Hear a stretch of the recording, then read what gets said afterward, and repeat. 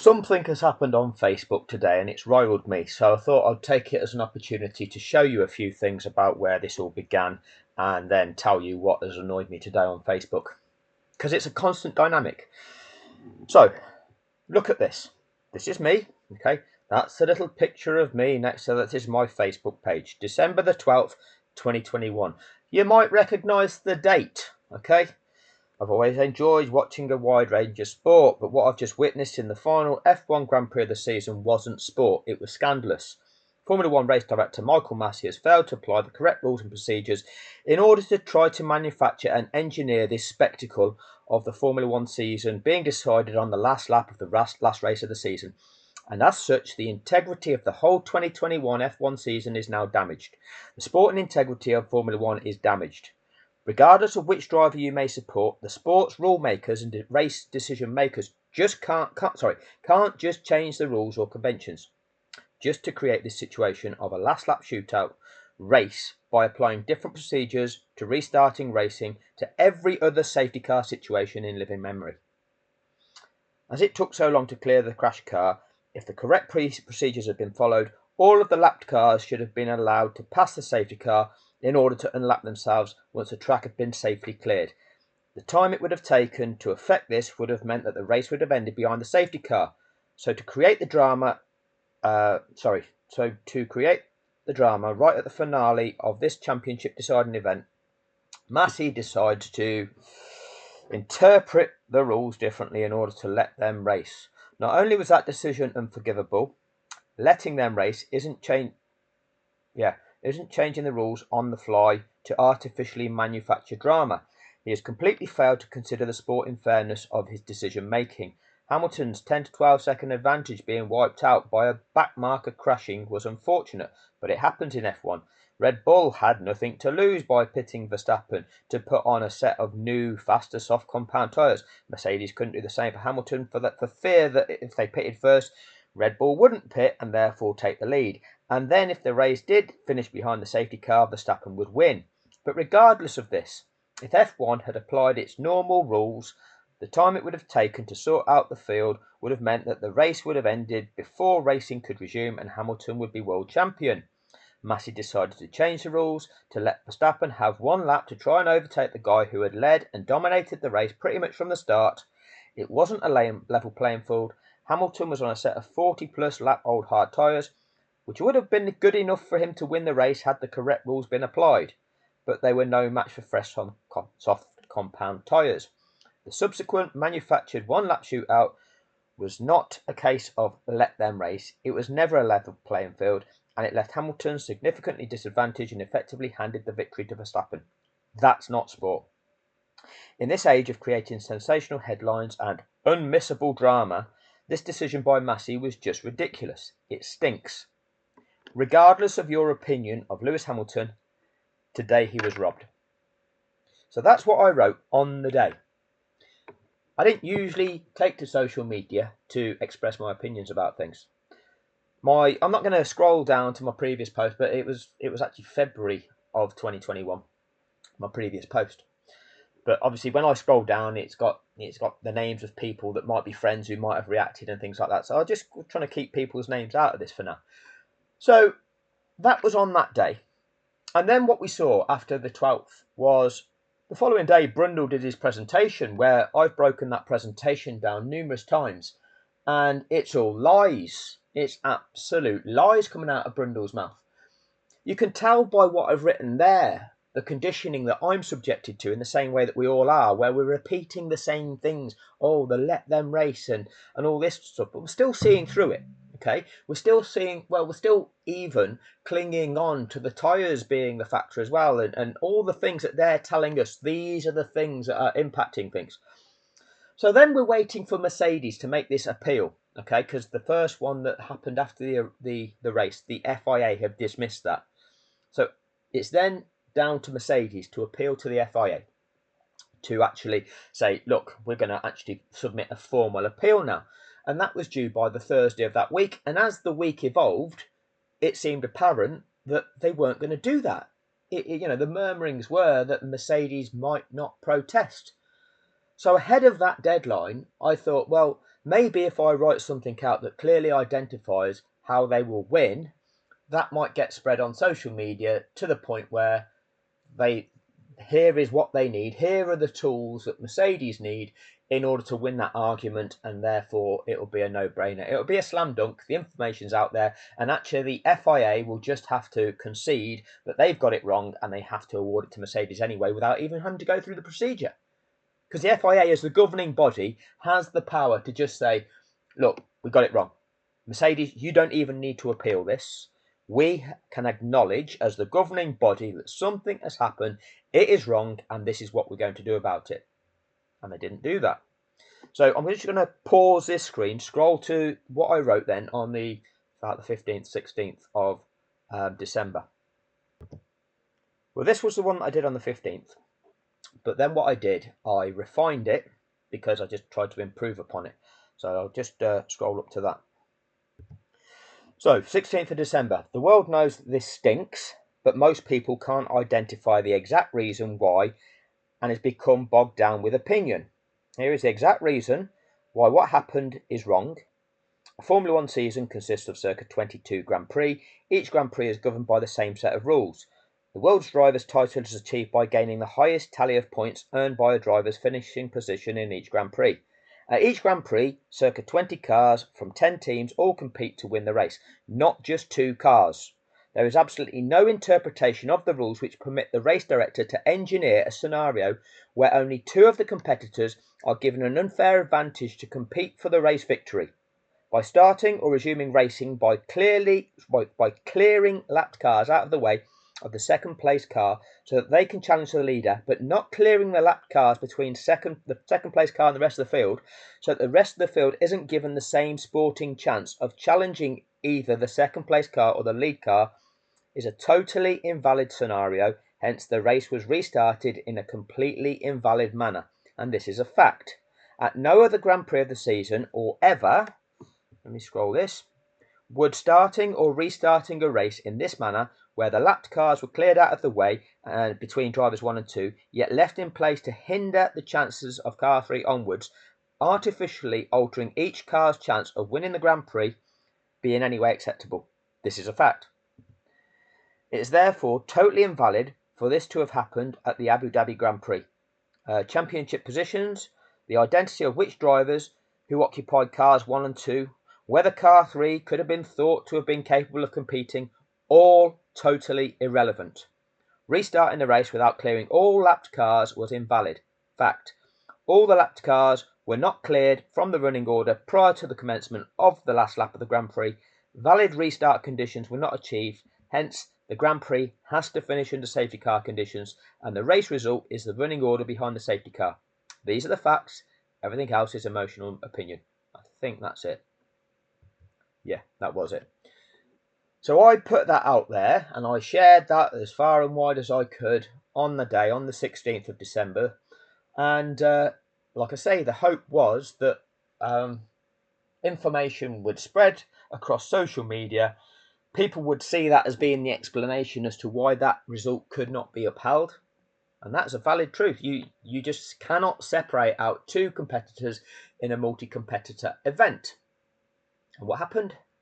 Nothing. The power of social media, or so I thought. So what I then did was to email Sky Sports F1 and all of the Formula One teams and the FIA. And the reason I did that is because I believed in a process.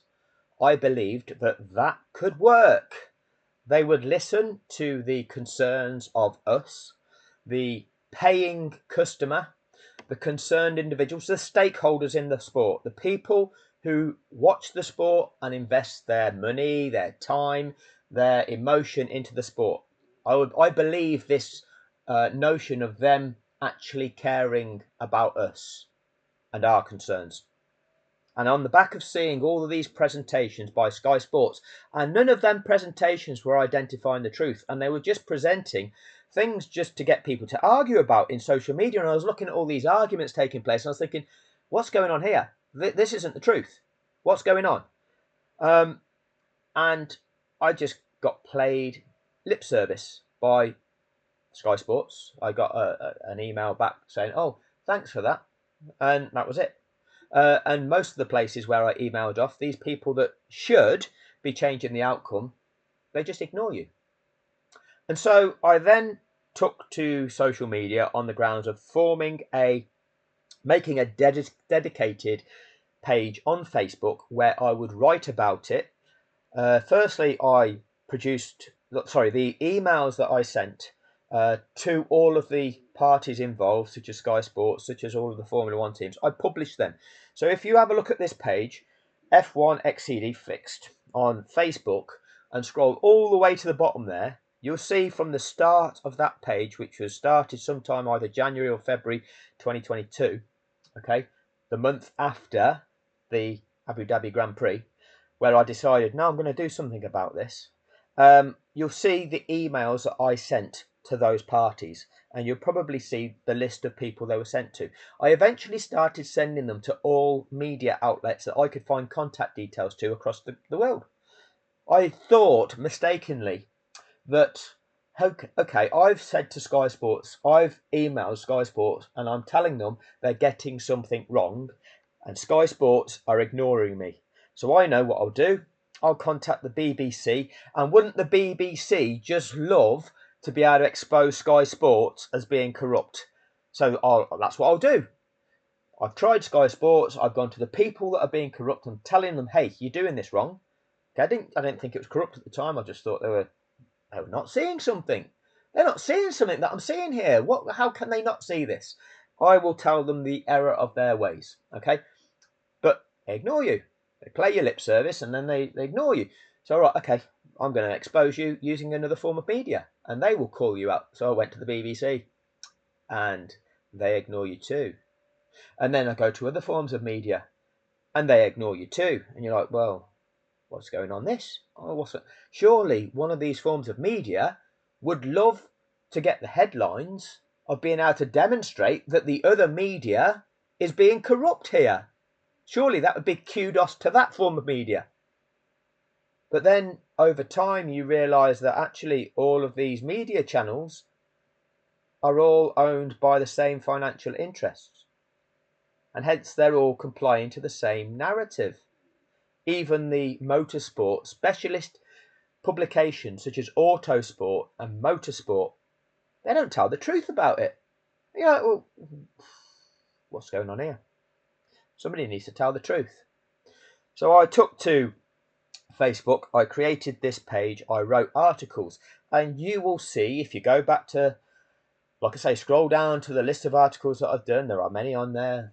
Some of them are very lengthy, but you'll see the evolution of knowledge. You'll see where my level of understanding was then and how it has evolved to what it is now. And you'll see the traps that I've fallen into. You will see the conditioning that we were all susceptible to. But over time, you'll see the evolution of knowledge, and you'll see the evolution of understanding of what it is that's actually controlling this level of corruption. Okay, and I'm not saying that I know it all now. I'm fully aware that my knowledge of this, the true depth of it, is still nowhere near what it needs to be.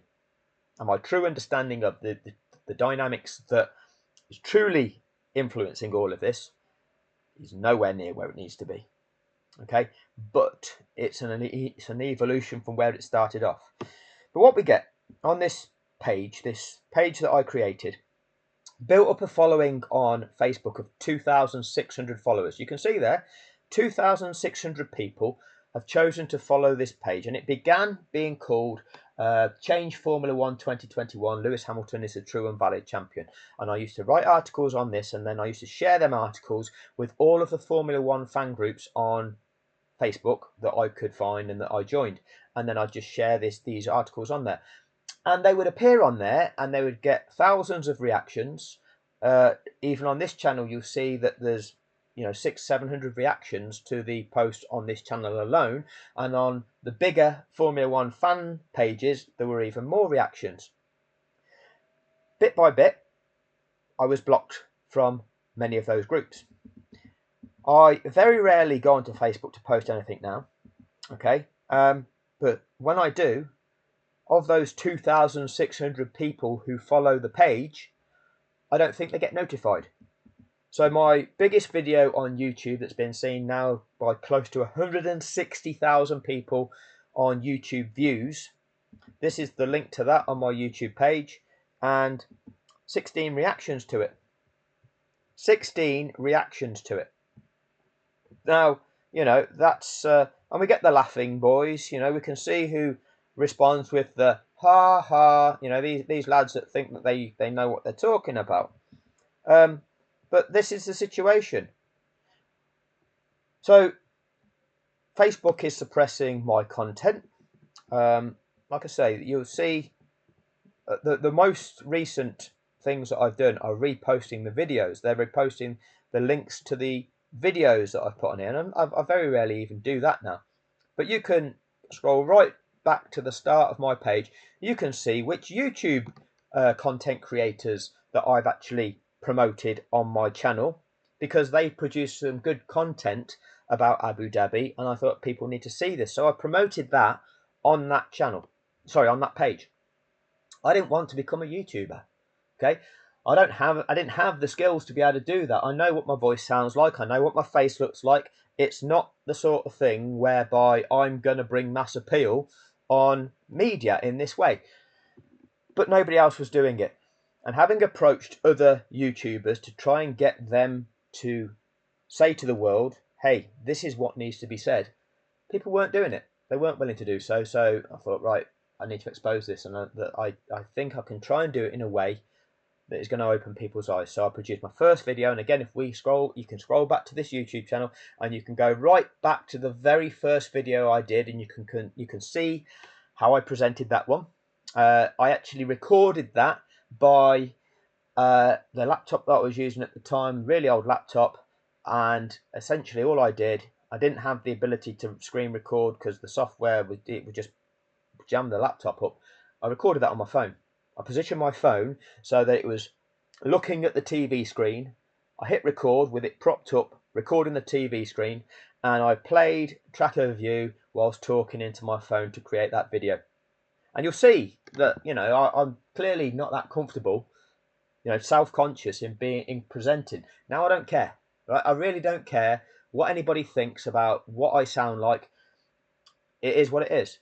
Ultimately, it's not about me. It's about, and it never has been about me, it's about the information. It's about getting the information out there so that people see what is really going on. Okay? That's what it's all about. So that's explained a little bit about this so-called journey that I've been on in trying to expose the truth. Something was wrong on day one. I knew it was wrong, and it triggered me to have to say, this is wrong. Those that should be doing something about it didn't do anything about it. When you contact those people to do something about it, and you can scroll back and look at the emails, they were very polite. Okay, you can look at emails 1 and 2, and they were polite. But there gets to a point where that politeness stops. Go and have a look. And so there gets to a point where I'm going to reveal it. I am going to reveal it, and I'm going to show people. And then it got to a point where on Facebook I was arguing with people, and you're wasting a lot of time responding to comments, or having a fight in the comments section with people, because it's a waste of time. Trying to change somebody's opinion about something in the comments section of social media, well, you are pissing into the wind. Okay, it is like that analogy of arguing with a Max Verstappen fan is like playing a game of chess with a pigeon. Okay, they will knock all the pieces over and shit all over the board, and then strut around as if they've won. Okay, so yes, I have used that particular analogy myself, and those of you that have seen how I've interacted on Facebook will understand that. And no doubt there will be people that have followed me across from Facebook, from the following that channel on Facebook, trolls and all. I recognise some of you. I recognise some of the trolls, and we kind of know who some of them are. Dolph, which one's you? Which one's you, Dolph? Is it the one at the top, or is it the one that lives in Cockermouth? Let me know what you think in the comments section. But anyway, we'll move on from that. Which one are we going to look at now? We're back to here, aren't we? So, lost my thread now. Lost my thread. There's many more. There's a few others that I recognise from their style of commenting as to who might be who. But anyway, I've kind of drifted away from Facebook because, like I say, the number of arguments are that it's futile. It's futile. But there's still some very good people trying to campaign on Facebook, trying to keep the issue alive, as there is on X. And I've told you about on X. There's F1 WDC 2021, one of the Twitter users that is constantly keeping this topic alive on there, making sure that it's never going to go away. And there's others on there. So if you use X, check out that content. I'll put a link to that, or I'll do another video about that so you can see who exactly to follow on X for that. But this is what has annoyed me. So, Sir Lewis Hamilton True Supporters. This is one of the groups on Facebook. All right, a Sir Lewis Hamilton supporters group, and you can see it's got 9.6 thousand members. And Lorraine Luring is the moderator of the group, and she's a moderator on several of the Lewis Hamilton fan groups, and she's great in as much that, well, she's just great, but she keeps the topic alive. But she's also aware that there are people that are also moderators of the same groups that want to shut this down. They want to shut the topic down, and she's having to fight other moderators of Lewis Hamilton fan groups to keep talking about Abu Dhabi 2021. And she is one of the few that is keeping this content actually alive on Facebook. All right, so she's written this again, bringing it up again, keeping it fresh in people's minds. And so she's written this article, and that's had 1.8 thousand reactions. All right, so because I've liked it and I responded to a comment, I get notifications on my phone. I've turned the notifications from YouTube off on my phone because otherwise your phone just pings continually. But on Facebook, I hadn't turned the notifications off.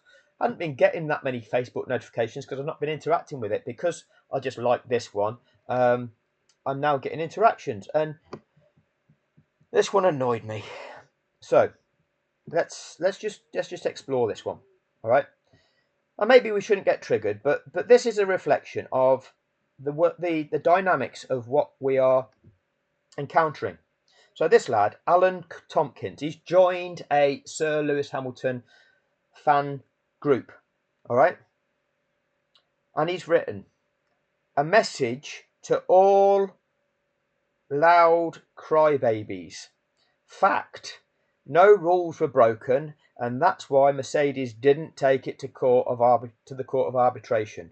The rules have since been rewritten, wouldn't need to have done this if they'd been broken. The fact you're still right, give me 2 seconds.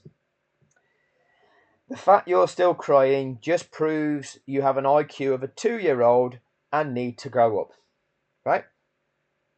Now, how many times have you seen something similar in social media, in the comments section? Right? A message to all loud crybabies. Fact, no rules were broken, and that's why Mercedes didn't take it to the Court of Arbitration. The rules have since been rewritten. Wouldn't need to have done this if they had been broken. The fact you're still crying just proves you have an IQ of a 2-year-old and need to grow up. So we're crybabies and we need to grow up, and you think you have knowledge. You think you have knowledge of the rules. You think you understand the rules. You think you know what you're talking about, and you're then saying that anybody that's got a problem is a crybaby. So my response was, Alan Tompkins, a 70-year-old man with the mind of a 12-year-old. I usually use 14-year-olds, but actually thought he was actually younger. Crybabies, grow up. Fact. No rules are broken. You have absolutely no idea. I suggest that you educate yourself before bashing that keyboard. I suggest you look on YouTube at the channel Fix F1XCD and take a look at the video with the most views. That is if your conditioned P brain can handle it. And he's come back to me and he's gone, James Atkins, oh dear, you really are sad. I read the rules. At the time, the rules said any lapped car. It has now been rewritten to say every lapped car. Well, it says all, I believe. Guess your legal knowledge is sadly lacking as well. So again, this is Alan Tompkins, thinks he's a knowledgeable guy. So I put Alan Tompkins, as expected, P-Brain, rather than consider, rather than go away and see if you may have got something wrong, rather than check out what you've been advised to check out to see if your understanding is wrong, you just fire back. Because you think you are right. You aren't. Rules are grounded in context. The regulations are underpinned by the FIA International Sporting Code. Answer. What is the purpose of the safety car regulations? The media have lied to you, but you will believe them, not me. Any is the correct wording, because when followed through, it only applies to the cars which meet the criteria for being allowed to unlap. All doesn't. This is a smokescreen that you won't understand. But because you feel confident enough to try to call others crybabies when they expose things your brain can't comprehend. So I've then sent him a link to this, and I've told him it's my channel, and well, he appears to have left the chat. You never know, he might be still watching that video. Who knows? But this is a frustrating thing. All right, let's have a look at Alan here. Let's have a look at Alan. So this is Alan Tompkins, who was telling us to all grow up because we're all crybabies. Okay, so that's Alan there, right? You know, I only saw the thumbnail and just called him a 70-year-old bloke. But, you know, is this your family, is it, Alan? Okay, are these your daughters? Are they your granddaughters? When they've got a problem in life, do they come to you for advice because you are the knowledgeable adult that can advise them? You're seen as the father figure or the experienced grandfather figure that can actually help these kids through whatever problems it is they're experiencing in life. Do you tell them that they're crybabies and just need to grow up? Or do you use your vast knowledge and understanding to assist them through whatever problem in life that they are encountering? Let me know what you think in the comments section, please, Alan. You know, and it turns out, like I say, group post. Where was he? Where view profile? So I had a look at his profile because I like to have a look now and again if people are being dickheads. So it's got a bit about Alan there. It's got his picture. There he is. Look, there he is. Looking dapper there. Where is he? Where is he? You see, animal lover, likes a rainbow, likes a hand car wash, likes a car boot sale. What else do we like? Got a car there. Looking cool there is Alan. Where are we? Exposing crime himself. You know, when you're the victim of crime there, Alan, you know, when things affect you, yeah, then you like to post about that. That's fine. Okay.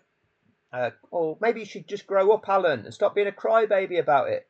Maybe you should shouldn't be a crybaby if you're affected by crime, Alan. Who knows? Let me know what you think in the comments section. So I'll get there. I'll get there. Here's Alan. So Alan, 68. Alan, Alan, 68.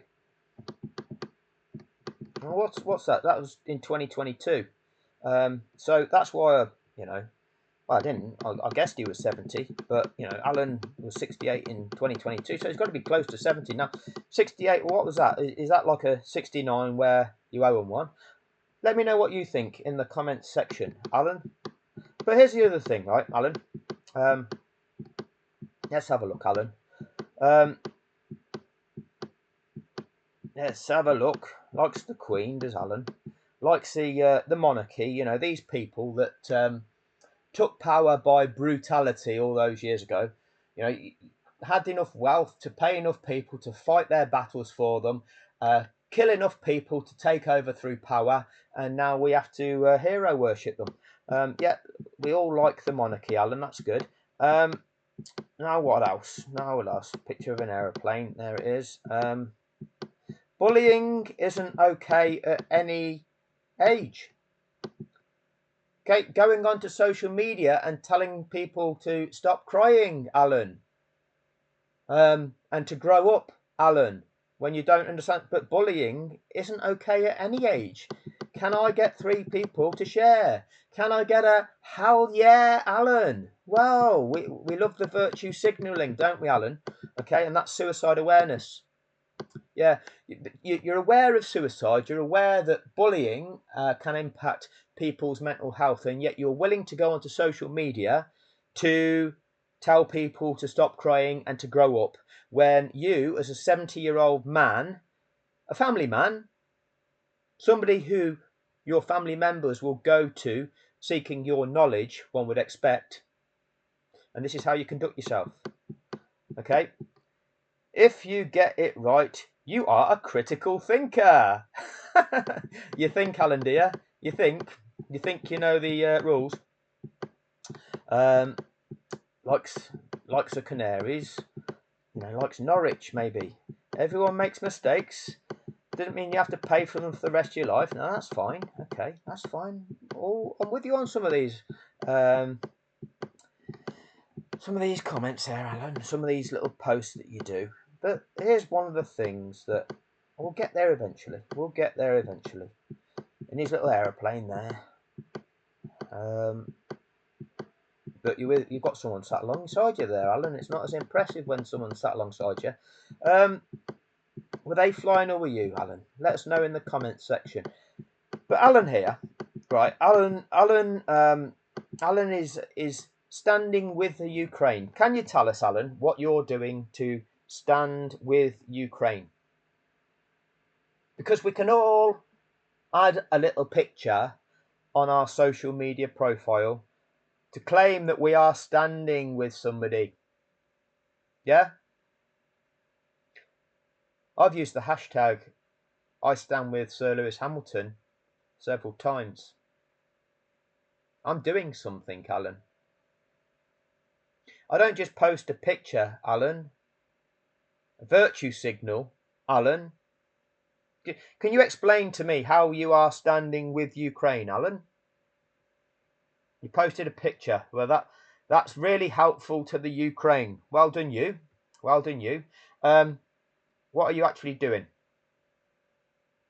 Other than posting a picture to get some people to like it, all right. Oh, what a lovely man Alan is. Alan stands with the Ukraine. Well done, you. Other than that, how are you standing with the Ukraine? Because how I am standing with Lewis Hamilton, who was apparently what appeared to be a victim of a great injustice whereby a global crime was perpetrated, and the implications of that crime have a huge consequence on humanity itself. I'm doing something about it. So I'm standing with Sir Lewis Hamilton. I'm doing what I can within my capabilities to try and change that situation. I'm not virtue signalling, Alan. I'm trying to show people what the truth is. That truth is being suppressed. It needs others to share it. We need to spread this message ourselves. Just posting a picture, asking for a few likes, virtue signalling isn't going to get you anywhere, Alan. But instead, you like to jump up in the comments section, don't you, Alan? You like to tell us to stop crying. You want to send a message to all loudly cry babies. Fact. No rules were broken. And that's why Mercedes didn't take it to court of arbitration. The rules have since been rewritten. You like to tell us that, right? You like to do that, don't you, Alan? Oh dear, you really are sad. I read the rules. You guessed that my legal knowledge is sadly lacking as well. Do you know the extent of my legal knowledge, Alan? Do you know the extent of my legal experience, Alan? No, you don't, do you, Alan? But tell me what you think about it in the comments section, Alan. But this is what we have. We have people in this world who will join groups like this. We'll go to, where are we? Newest. Okay, we'll sort by them comments. Eugene O'Connor, someone still butthurt. Laughing face emoji. Okay, you joined a Lewis Hamilton fan group with the intention of trolling. What does that say? That says something about you. That says something about your sad little life, that you get a kick about subscribing to something to go there to try to rile people up and ridicule people, having absolutely no concept of the greater damage that is really being caused by that type of situation being perpetrated. Absolutely no understanding of how these things actually might come back around and impact your life. None whatsoever. But instead, you subscribe to you pretend that you're a Lewis Hamilton fan so that you're accepted to a Lewis Hamilton fan group. And then when somebody posts something highlighting the injustice, you want to go on there and write, haha, somebody is still butthurt with the laughing, or well, you're laughing so hard that tears are running down your face. And you think that somebody is butthurt. Butthurt? What? Well, somebody's been fucked up the arse. Yeah, we all have been. But you don't realise you have been. Or maybe you liked it. Who knows? Who knows? And these are the dynamics of it. Like I keep saying, as I said in my videos recently, we have 65-year-old men commenting with the minds of 14-year-old boys. And this is rife amongst the population. People that think they know what they're talking about and they are clueless. But all it would take is if Sky Sports or the BBC actually did a presentation saying, hey, these are the rules of the sport. This is what the regulations actually mean. And what it would do is all of these people that think they know, that the ones that have been lied to, which is the majority of people, they would go, oh shit, that's right, isn't it? That's right. Oh shit, we've been lied to. That's not going to happen, is it? But because these people aren't hearing it from Sky Sports, because these people aren't hearing it from the BBC, and all they've done is heard lies from those people, they believe those lies because they believe that to be authentic. When they hear it coming from my voice, from a YouTube channel, they'll go, oh, who's this conspiracy theorist? They won't be able to accept what I'm saying about the purpose of those safety car regulations. They won't be able to work it through in their own minds because their own minds will always fight against it. Oh, we've been told by Martin Brundle that we just want to get those lapped cars out of the way. Get them out of the way because they're just interfering with the race between the leaders. Oh, just get them out of the way. That's what they think it's about because that's what they've been told it's about by Martin Brundle. Oh, we know that Martin Brundle's the expert. He knows everything. They can't get it into their heads that he's being paid. He's being utilised to lie to them. Oh, no, that could never be the case, could it? That could never be the case. So when I tell them, think of that race situation when Nicholas Latifi crashed.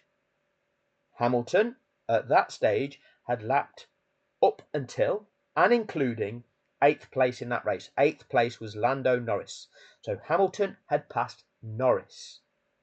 Had that gone on a couple more laps, he'd have probably then lapped Gasly in 7th. But Norris in 8th was in a race with Gasly in 7th. The moment the safety car is deployed to deal with an incident, Norris stays where he is behind Hamilton.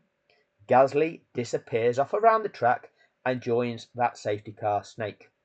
So now, from previously being in a race with Gasly and being at some point able to challenge Gasly, Norris is held back behind Hamilton and now left a lap behind Gasly.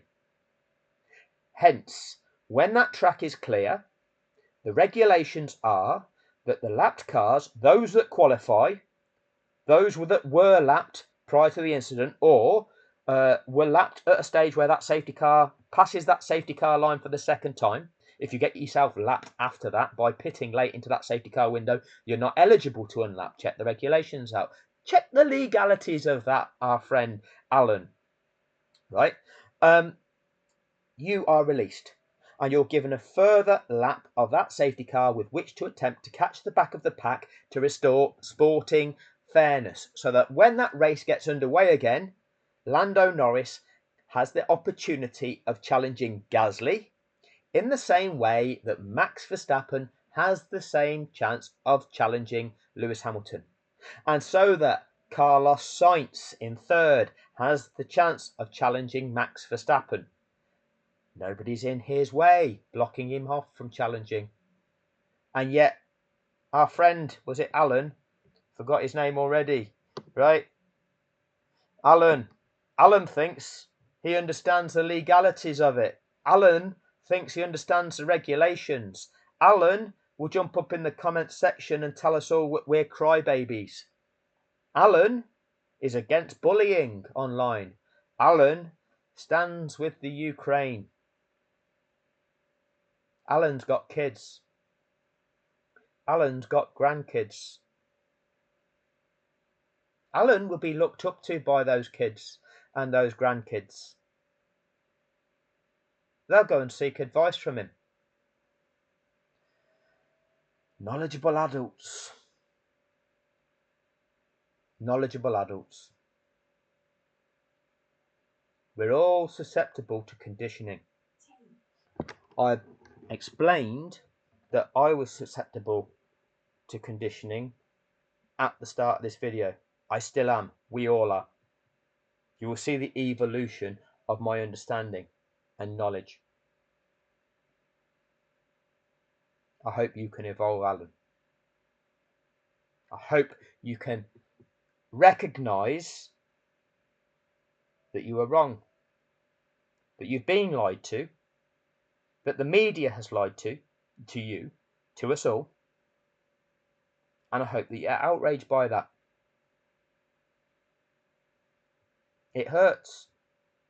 It hurts us all that these are the dynamics of what is actually going on in this world. But rather than point the finger, rather than react with the laughing face emoji, rather than have those tears running down your face because you're laughing so hard that it's causing you to have tears running down your face,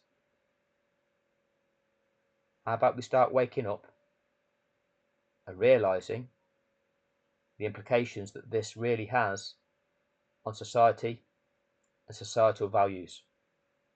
That society that your children are growing up in and your grandchildren are growing up in.